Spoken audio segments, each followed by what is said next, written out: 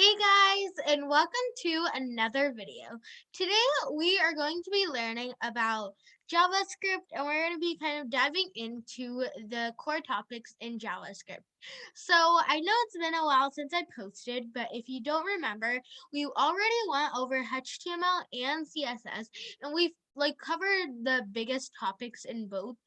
So now it's on to JavaScript. So JavaScript is the third language in web development. So after we finish JavaScript, we're actually done with web development. So this is actually very exciting because this is one gonna be like our last topic for web development. So anyway, let's just jump right into the video. So for our overview, we are going to be first looking at the introduction to JavaScript and what it is. Then we're going to be going over the syntax or the code. And then we're going to be going over rules for JavaScript when coding. Then we're going to be looking at the different ways to display output in JavaScript. And finally, we're going to be doing some coding. So what is JavaScript? JavaScript is a programming language used in web development. It is used to add interactivity and dynamic to a website. There are three ways to add JavaScript into your website. And you can say JavaScript as JS. So sometimes you might hear me say JS, and that's just the shorter way to say JavaScript. So you've probably seen this picture like 4 or 5 times in my channel. And again, let me just go over this quickly. So there are three languages that you use in web development. The first is HTML, and HTML is like the core, the bones, the structure for your website. So like basic elements like headings, paragraphs, images, that type of stuff. Then comes CSS. So CSS is the finishing details. For example, the colors, the font, the size, everything like that, the spacing. That's CSS. It makes your website look pretty and just presentable. JavaScript is what we're learning right now, and that's like the interactivity to your website. So if you add a button using HTML, when you're clicking it, you want it to go to a link or another page. So JavaScript is the one that gives the code and makes it go somewhere. So JavaScript is more interactive, that type of stuff in your website. So it's like the muscles that help you move and help the website just work. So um there are three ways you can add JavaScript into your website. The first is the head section, which is what we did for the CSS. You can also add it in the body section, which is new. And then finally, you can just create a separate file and put your JavaScript there. So the most common that I like to use is putting it in the body section. Of course, any of these are perfectly fine. It's just your preference. So if you have like large chunks of JavaScript, you can just put it in a file so it'll be more organized. But if you're only putting 2 or 3 lines, then you can just put in the HTML. So that is JavaScript. So now we're going to be looking at the syntax. So just like CSS, you will need to separate each line with a semicolon. So this is when web development kind of links with each other. So you can kind of remember, oh, CSS and JavaScript end with a semicolon. So it's good on remembering how to code. JavaScript is also it'll ignore many white spaces or blanks. So for example, if you're putting a piece of code and you're putting 20 spaces, let's say, it'll ignore that. But you can add it if you want it to be readable. So let's say you're giving the code to a teacher or a friend and you want them to kind of see your work. Instead of just jamming it all together, you can put some white space so it's easier to read and it won't affect your code too. And then most programmers like to stick to 80 characters per line for more readability.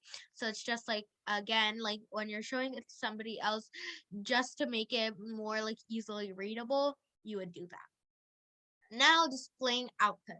So there are three ways to display output in JavaScript.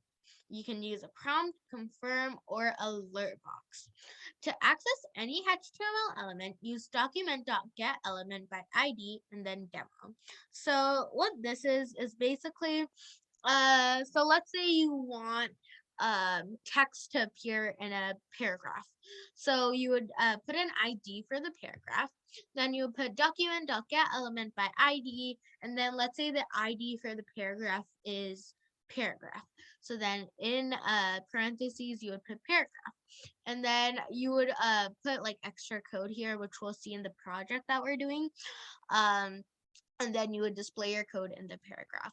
So this is probably the most common way to display output. This is what I use most commonly.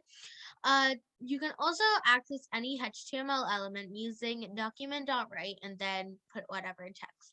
The thing about this is you can't put like more than one document.write rights like next to each other, because otherwise it just won't work. So this is more like text, like testing code. So like if you want to, like, let's say you've done a piece of code and you want to test like really quickly it'll display, that's when you use this. But you don't use this in like big projects. In big projects you would use the document.get element. But if you're just like testing out a piece of code, then you would use this because it's shorter and it's easier to write. And then to have like a pop-up message that comes up like an alert, you would put alert and then whatever text you want. So that is all the 3 ways to display output. There are several more, but these are like the 3 most common ways. Then it is coding time. So we're going to be looking at how to display output in Replit. This is the same thing in code.org. So if you're doing it on code.org, none of the code changes.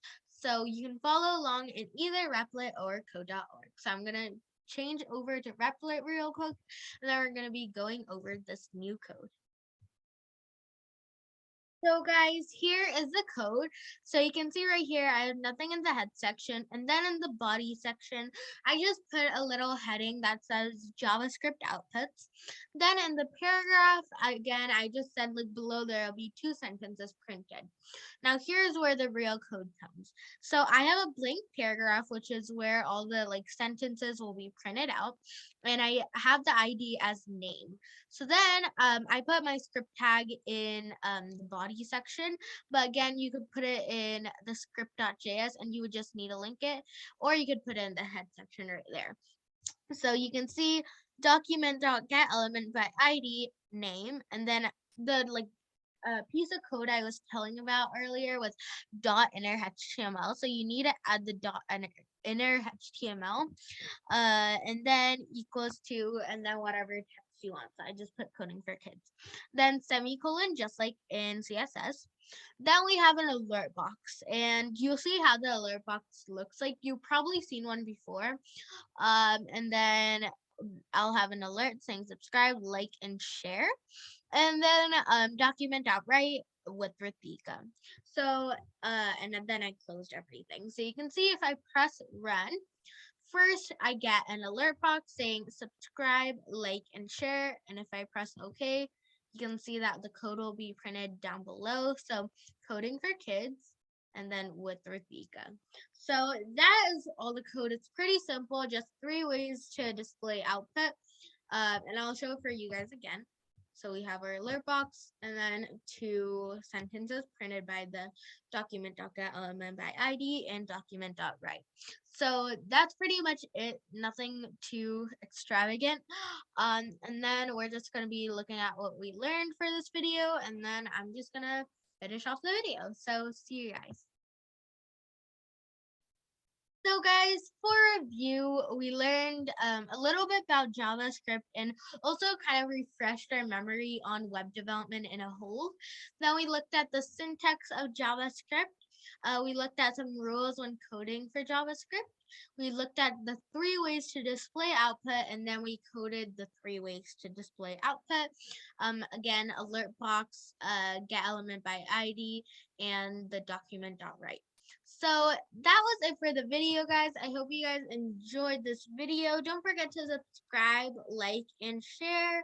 And yeah, I hope you guys enjoyed this video. Thanks for watching Coding for Kids, and I'll see you guys next time.